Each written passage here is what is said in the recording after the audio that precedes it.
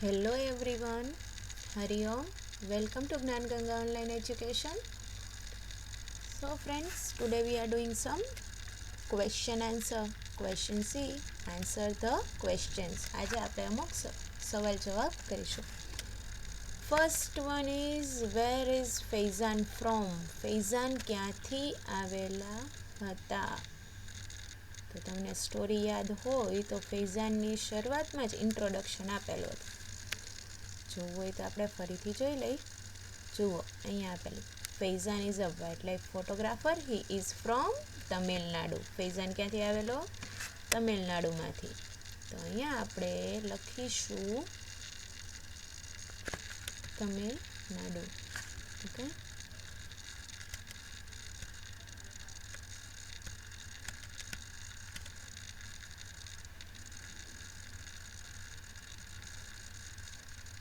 Faizan is from Tamil Nadu.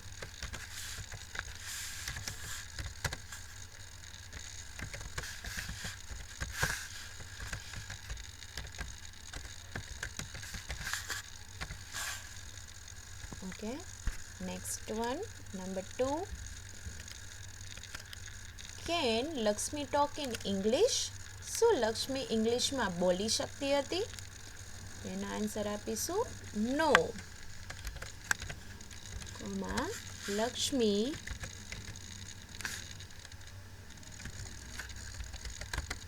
Can not,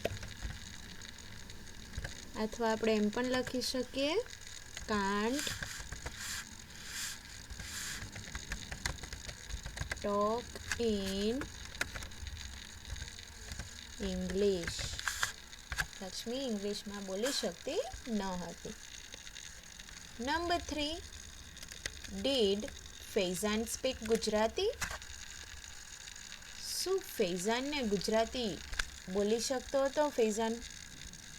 નો, ફૈઝાનને પણ ગુજરાતી આવડતું ન હતું.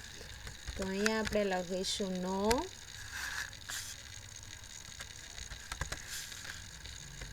Faizan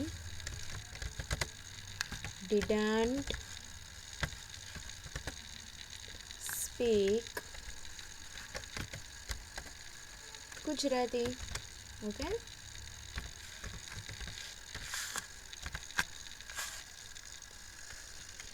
Number 4. What was the name of the pond? પોન્ડનો નામ શું હતું? પોન્ડ એટલે તળાવ. તો તળાવને કયું તળાવ કીધું હતું? આપણે અહીંયા જોઈ શકીએ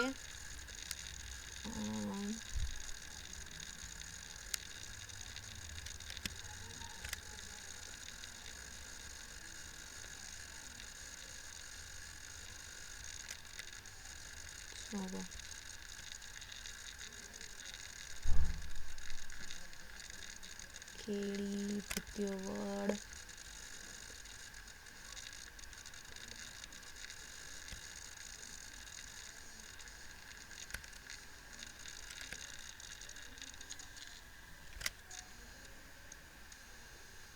ઓકે, જુઓ જોઈ અહીંયા વર્ડ આપેલું છે દૂધિયું તળાવ.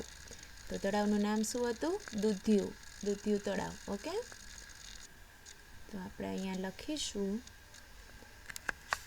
કે the name of the તળાવ અથવા pond is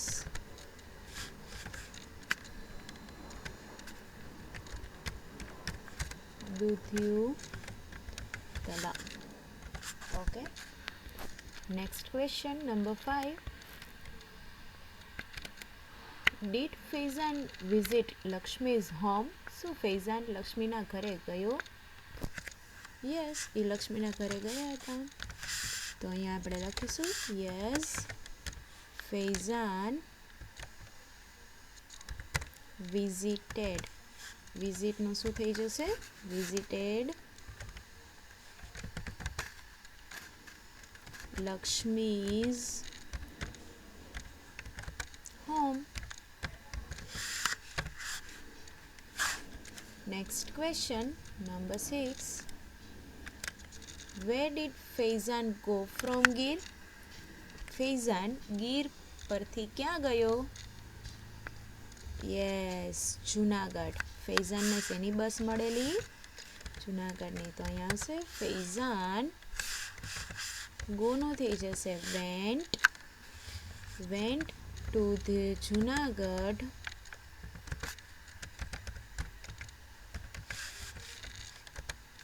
from Gir.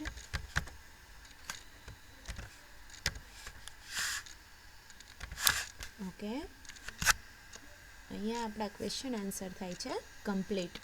તો આ બધા જ ક્વેશ્ચન આન્સર તમારે તમારી બુકમાં લખી લેવાનું છે. એ છે તમારું હોમવર્ક થઈ જાય એટલે તેનો ફોટો પાડી તમારે સ્કૂલના નંબર ઉપર મોકલી આપવાનું રહેશે. ફ્રેન્ડ્સ, નેક્સ્ટ એક્ટિવિટી કરીશું. એક્ટિવિટી 7. અહીંયા એક્ટિવિટી 7 આપેલું છે. હે રીડ ધીસ ઇન્સ્ટ્રક્શન્સ. અહીંયા અમુક ઇન્સ્ટ્રક્શન્સ સૂચનો આપેલા છે જે વાંચવાના છે, ફક્ત વાંચવાના છે. અને એના ઉપરથી તમારે શીખવાનું છે કે તમે ક્યારેય ફરવા જાઓ કે ક્યાંય એકેય પ્લેસ પર વિઝિટ લેવા જાઓ તો ત્યાં કેવું કાર્ય ન કરવું જોઈએ. Okay, let's read first one. Don't use plastic in જંગલ. જો જંગલમાં ફરવા જતા હોય તો ત્યાં કદી પણ પ્લાસ્ટિક યુઝ કરવું નહીં. Don't throw રબિશ here and there. કચરો આમથી તેમ નાખવો જોઈએ નહીં. આપણો કચરો પણ આપણે કચરા પેટીમાં નાખવો જોઈએ. Number 3, don't walk in the jungle. જંગલમાં ચાલવું જોઈએ ને એકલું ચાલવા જવું જોઈએ નહીં, ખોવાઈ જઈએ. Number 4, don't tease the animals. પ્રાણીઓને હેરાન કરવા જોઈએ નહીં. Number 5, protect the jungle. હંમેશા જંગલનું રક્ષણ કરવું જોઈએ. Number 6, don't give any food to them. અમુક પ્રાણીઓને એવું હોય કે અમુક પ્રકારનું ફૂડ જે છે એ એને માફક ન આવે, તો આમ ગમે એ પ્રાણીને ગમે એ ખોરાક આપી દેવો જોઈએ નહીં. Number 7, this park is our national property. કોઈ પણ પાર્ક હોય એ આપણી રાષ્ટ્રીય પાર્ક જે છે એ શું કહેવાય, રાષ્ટ્રીય વારસો કહેવાય, આપણું રાષ્ટ્રીય મિલકત કહેવાય, તો એનું હંમેશા રક્ષણ કરવું જોઈએ. Number 8, trees are our best friends. વૃક્ષો આપણા શ્રેષ્ઠ મિત્રો છે. Number 9, animals are also hour friends. અને પ્રાણીઓ પણ આપણા મિત્રો છે, તો કોઈને પણ નુકસાન પહોંચાડવું જોઈએ નહીં. તો આવા ઇન્સ્ટ્રક્શન જો તમે ક્યાંય ફરવા ગયા હોવ જંગલમાં કે ટ્રેકિંગમાં કે કેમ્પેનમાં કેમ, તો ઘણા બધા એવા આમાંથી તમે ઇન્સ્ટ્રક્શન સાંભળેલા હશે. Okay friends, that's it for today. Question B આપણે નેક્સ્ટ એક્ટિવિટીમાં કરીશું. Thank you very much. Hari Om. Video ગમ્યો હોય તો જરૂરથી તેને લાઈક કરજો.